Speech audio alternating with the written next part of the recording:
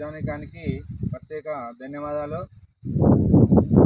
ఈరోజు చెప్పే విషయం ఏంటంటే, గత ప్రభుత్వం మాకు నిరుద్యోగులకు అన్యాయం చేసింది. ఇప్పుడు కూడా మరి మేము తెచ్చుకున్నటువంటి కాంగ్రెస్ ప్రభుత్వం మాకు ఉద్యోగాలు ఇస్తుందని మేము ఎంతో ఆశపడ్డాం. కానీ ఆ ఆశ నిరాశ అయిపోయింది. ఈరోజు మా నిరుద్యోగులంతా చెలో ఢిల్లీకి వెళ్తున్నారు. అదేవిధంగా వెళ్తున్నటువంటి అందరూకి నేను ప్రత్యేక ధన్యవాదాలు తెలియజేస్తున్నాను. మరి రాహుల్ గాంధీ గారికి వెళ్ళి మా యొక్క విన్నపాలు వినిపించుకోవడానికి మా గలం వెళ్తుంది. మరి రాహుల్ గాంధీ కూడా మాకు మంచి స్పందించి వెంటనే పోస్ట్పోన్ చేసి మాకు సమయం ఇస్తారని మేము కోరుకుంటున్నాం. మరి జర్నలిస్టులపై జరుగుతున్న దాడులు, నిరుద్యోగులపై జరుగుతున్న దాడులు అది మేము ఖండిస్తున్నాం.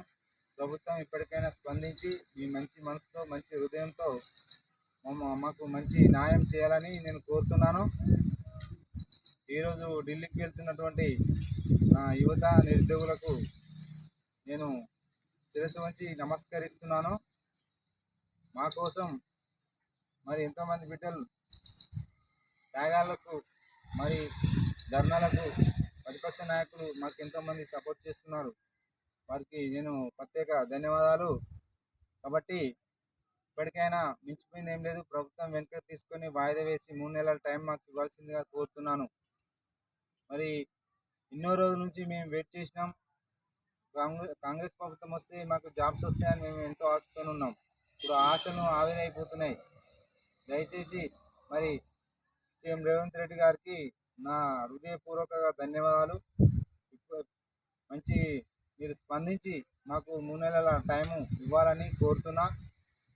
మంచి ప్రిఫరెన్స్తో మాకు జాబ్ కొట్టుకుంటాం. ఇప్పుడు వేసిన 11,000 పోస్టులు వేసిన, అందులో పోస్టులు తక్కువగా ఉన్నాయి. ఒక సబ్జెక్టు చూస్తే 1, 2 వస్తున్నాయి. అట్లా చాలామంది నష్టపోయే అవకాశాలు ఉన్నాయి. మరి అన్నిట్లలో పోస్టులు నింపి నోటిఫికేషన్ ఇచ్చి సమయానికి మంచి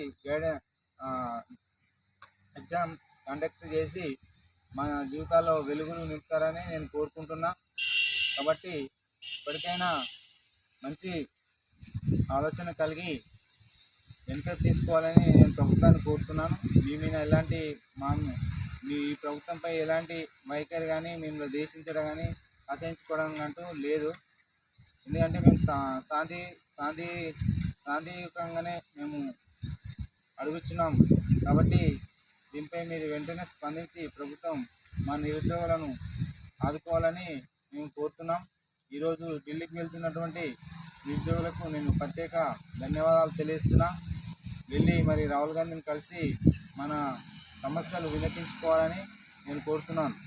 మరి దానిపై రాహుల్ గాంధీ మాకు స్పందించి మన నిరుద్యోగులకు ఉన్నటువంటి సమస్యలు తెలుసుకొని వెంటనే మాకు హామీ ఇస్తాడని మేము కోరుకుంటున్నాం.